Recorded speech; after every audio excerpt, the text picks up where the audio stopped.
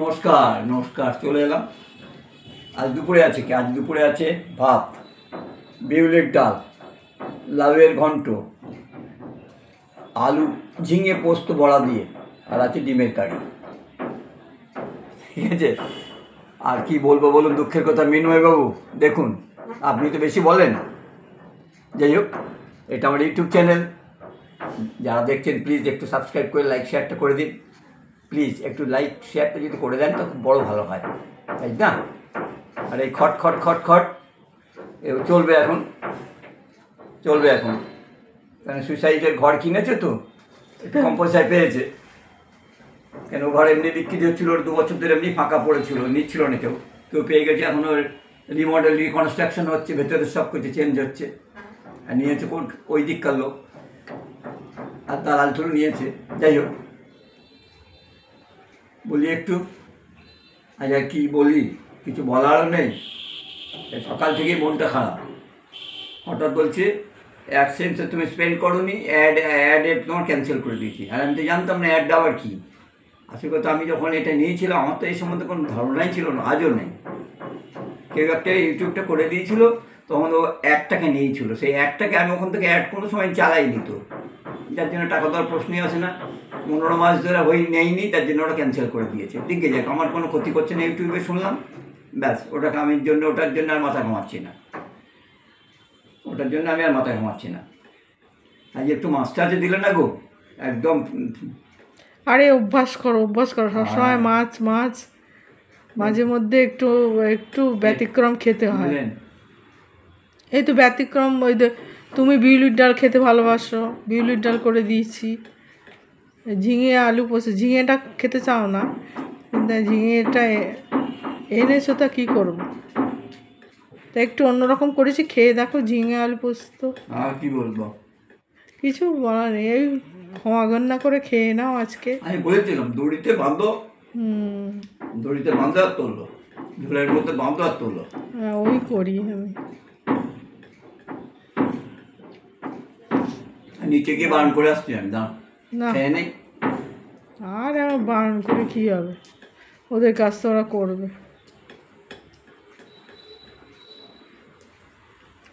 ওদের কাজ ওরা করবে। এই যে ঝিঙে আলু পোস্ত রান্নাটা দেখিয়েছি, দেখেছেন কীরকম শুকনো হয়ে গেছে? ওই জন্য ঝোলো ঝোলো নামাতে হবে, বড়া দিয়ে নামিয়ে দিতে হবে, নাহলে এই শুকনো এমনিও যতই ঝোলো নেওয়া না কেন একটু শুকনো হবে। হ্যাঁ, শুকনো হবে। গঙ্গা করিনি কিন্তু, হ্যাঁ ডালটা দেখো, ডালটা আমি করিনি, কাটা দিয়ে নাড়ি। হ্যাঁ, একদম পুরো গলে যাবে। একটা কাঁটা দিলে বাজে হয়ে যায়, এই গলে গেছে একদম, হাত দেওয়ার সঙ্গে সঙ্গে খুঁজে পাওয়া গেল। হ্যাঁ, বললাম এমনি হয়ে গেছে। দেখো, আবার খেয়ে দেখো, সুন্দর একটা গন্ধ বেরোয়, বেরোচ্ছে না কেন? কি গন্ধ বেরোবে বলো?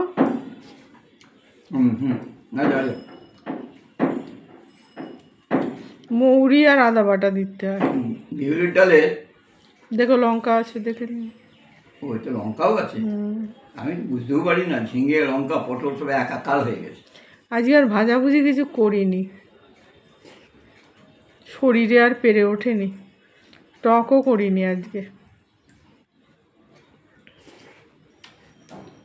এইগুলো গুছিয়ে নিয়ে করতেই তো কতটা টাইম লাগে।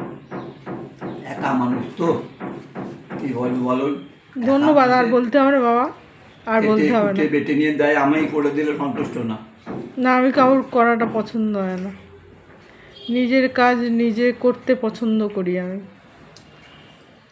নিজের মতন করে গুছিয়ে নিয়ে নিজে করি। আসছিলাম, একটা সাপ রাস্তা কেটে গেল, তখন সে আমার 71 সালে কথা মনে পড়ে গেল। তাই? ও, 71 সালে তো বাংলাদেশের যুদ্ধ হয়েছিল, বাংলাদেশ ডিভাইডেড হয়ে গেছিল। যাই হোক, 71 সালে বাড়ির থেকে পরীক্ষা দিতে যাচ্ছি, চোখে জয় বাংলা ভর্তি। সেই সময় প্রত্যেকে জয় বাংলা হয়েছিল, প্রত্যেকটি লোকে চোখ ফুলে বুঝিয়ে থাকে, একদম বন্ধ হয়ে থাকতো, চোখ খোলা যেত না। সবাই বললো ওইটা রোগটার নাম দিয়ে দিল জয় বাংলা। তখন তো 11 ছিল, 12 অব্দি ছিল না, নাম দিয়েছে হায়ার সেকেন্ডারি পরীক্ষা প্রথম দিন পরীক্ষা আমি তো কিছুতেই দেবো না, চোখ খুলতে পারছিল, দেবো কোথার থেকে।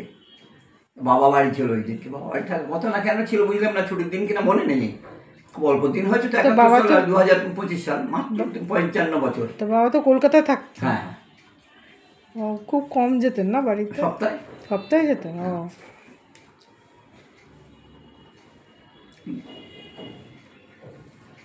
তখন দুটো রোগ হয়েছিল, এক হচ্ছে চোখে জয় বাংলা, চোখ ফুলে ভর্তি, পেঁচড়া। আর পেঁয়াচেরা, পেঁচড়া মানে ফোড়া আর কি, যেটাকে পায়ে সব ভর্তি। শুনেছি। আমার পায়ে হয়নি, আমার হাতে হয়েছিল, এক হাতে। তবে আমাকে খুব একটা জব্দ করতে পারিনি, যাদের হয়েছিল অতি জঘন্য, কিন্তু চোখটা হয়েছিল খুব মারাত্মক। কিছুতেই পরীক্ষা দেবো না, আর বাড়ির পাশে একটি স্কুল, আমাদের হোম সেন্টার, প্রথমবার হোম সেন্টারে আমরা পরীক্ষা দিয়েছি। মানে আমাদের স্কুল থেকে আমি পরীক্ষা দিতে যাবো, আমাদের যেতে হতো 3-4 কিলোমিটার দূরে, কিন্তু প্রথমবার আমাদের স্কুলে পরীক্ষা হলো। একটা সুবিধা ছিল তোমাদের স্কুলটা, কিন্তু একদম তোমার বাড়ির কাছে স্কুল, ঘন্টা পড়লে বাড়িতে বেরোনো। হ্যাঁ। কিছুতেই যাবো না, মনটা খুব খারাপ। বাবা বললো জানা যা হয় হবে, কী হয়, আমি তো সবাই তো জানেন কি এবার এই অবস্থা। ঠিক বাড়ির থেকে বেরিয়ে আসছি, বাড়ির সামনে একটা এত বড় নিম গাছ ছিল, এইরকম মোটা নিম গাছ, ঠিক ওই আসছি, আর এত মোটা ড্রামার সাপ আমাকে ডান সাইড থেকে বাঁ সাইডে চলে গেল। আমার পেছন দিক দিয়ে বাবা বলে উঠলো, ও তুই পরীক্ষা না দিলেও পাস করবি। আমি তাহলে পরীক্ষাই দেবো না তো। বলছে না না, তুই পরীক্ষা দিয়া, এটা খুব শুভ লক্ষণ। তাই আজকে সবটা দেখলাম বলে মনে পড়ে গেল।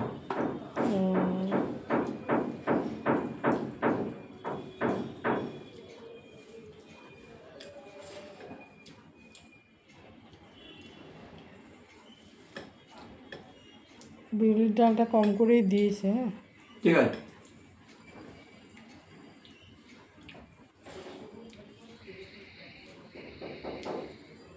অনেকদিন বাদেতে বিউলির ডাল ভালোই হবে। ভালো, সত্যি ভালো খেয়েছি। দম দম করে আওয়াজ হয়ে, কন্টিনিউ আওয়াজ হয়ে যাবে। মাথা খারাপ হয়ে যায় মানুষের, কত দিন ধরে, মানে দীর্ঘ 1 মাসের উপরে হয়ে গেছে কাজ করছে। হ্যাঁ, কাজের আর শেষ নেই।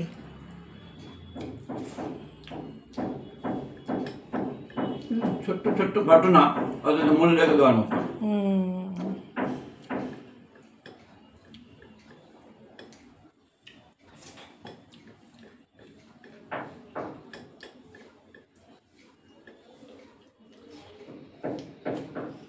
আমার যেটা মা বাবারা 2 ভাই তো, আমার যেটা ছিল আমাদের স্কুলের লাইফ মেম্বার।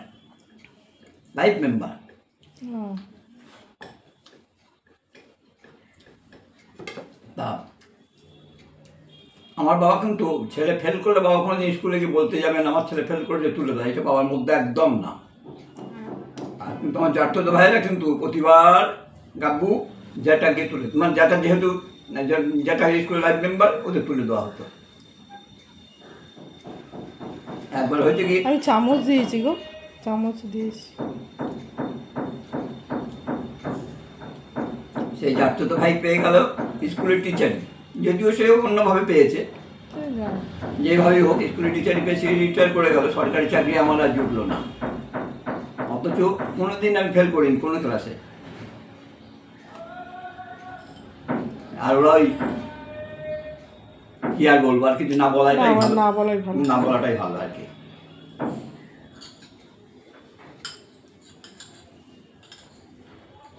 কেমন শুকিয়ে গেছে।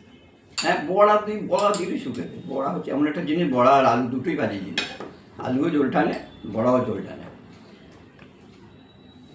তাই আমার সেই জ্যাঠতো ভাই, সে এখন তার চাকরি করছিল, চাকরি ওর ওয়াইফও চাকরি, স্কুল টিচার ছিল, ও স্কুল টিচার, মেয়েও ভালো জায়গায় চাকরি করে। এখন ঘন ঘন বিদেশে বেড়াতে যায়, আর বিদেশ থেকে ছবি টবি ছাড়ে, তাই নিজেকে তুলনা করি মাঝে মাঝে। ও আর তুমি কি একই ক্লাসে পড়তাম, কিন্তু বয়সের ডিফারেন্স। বয়সে বড়। হ্যাঁ, ওর মেজো ভাইও তো আমার সঙ্গে পড়তো, ওর দিদিও আমার সঙ্গে পড়তো, আর আমি সবার চেয়ে ছোট ছিলাম।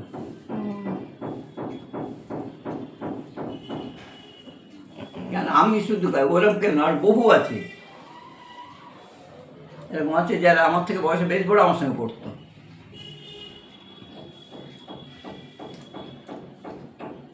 সঙ্গে লাভ নেই, হ্যাঁ ওসবের কোনো ভালো নেই। ভালো ছেলে লেখাপড়ায় ভালো, সরকারি চাকরি না পেলে তারপরে ভ্যালু নেই।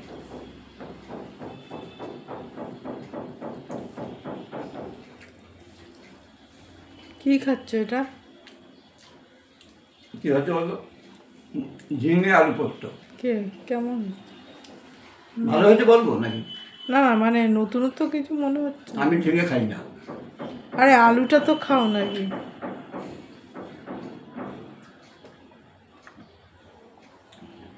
আমি ঝিঙে খাই না, ভালো লাগে না।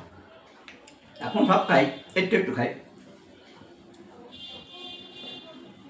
আমি অরড় ডালটা দুর্দান্ত খেলাম, বিউলির ডালটা আমি দুর্দান্ত খেলাম।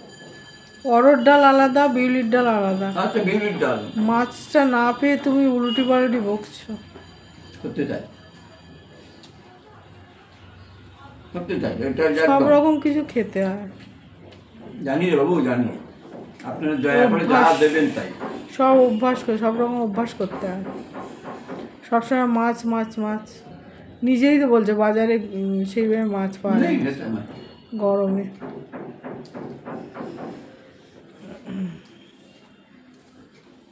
মাছের বদলে ডিম খাও। অনেকে সমুদ্রের মাছ খুব ভালো খায়, এটা ওটা কী সব নাম আছে, হ্যাঁ, আমি তো চলে না। ওই মাছগুলো টেস্টি সবাই বলে, কিন্তু আমরা খাইনি। আমরা পুকুরের মাছ খেয়ে বলতে, পুকুরের মাছই ভালো খাই।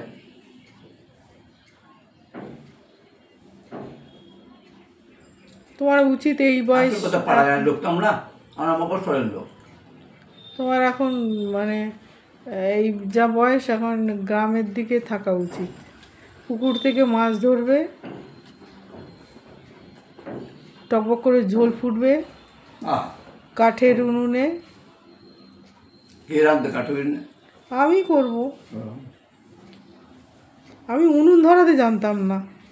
আমাকে তোমাদের বাড়ির কাজের মানে যে মানুষটি ছিলেন, সেই আমাকে হাতে ধরে কীভাবে উনুনটা সাজাতে হয় ও শিখিয়ে দিয়েছিল আমায়।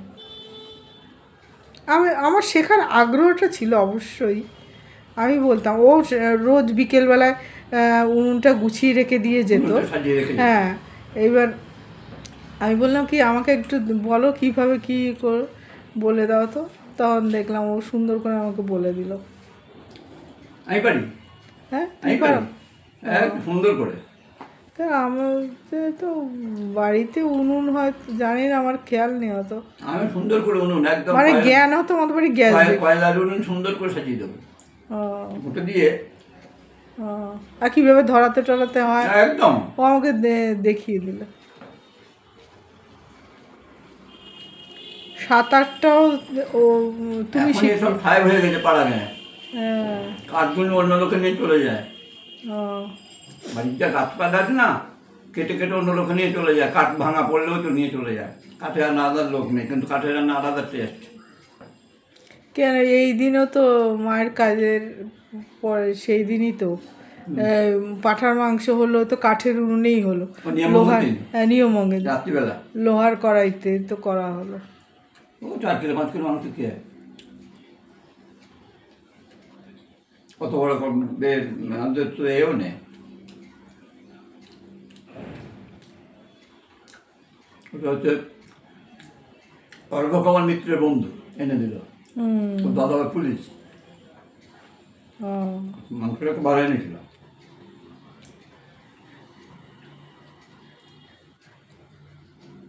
কি নিয়ম ওই দিন নাকি মাংস খেতে হয়, কি বাজে নিয়ম দেখবে না? নাহলে 1 বছর খেতে পারবে না তো। সব বাজ কোনো জায়গায় লেখা নেই, এটা সব নিজেরা নিজেরা শুরু করে।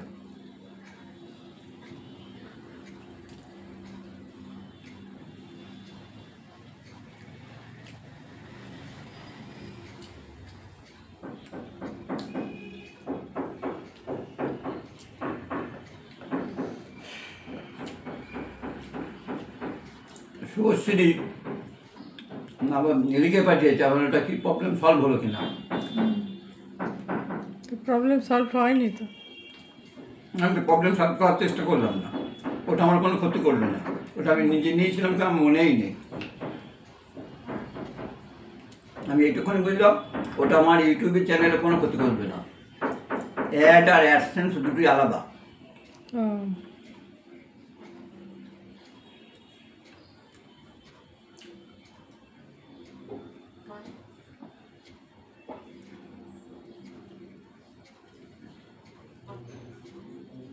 আমি যদি না খাই কোনো অসুবিধা হবে? না না ঠিক আছে, আসল কথা। বুঝতে পারছি, ঠিক আছে, নমস্কার। আর শরীরটা ঠিক না, ঠিক নেই। ঠিক আছে, রাখ।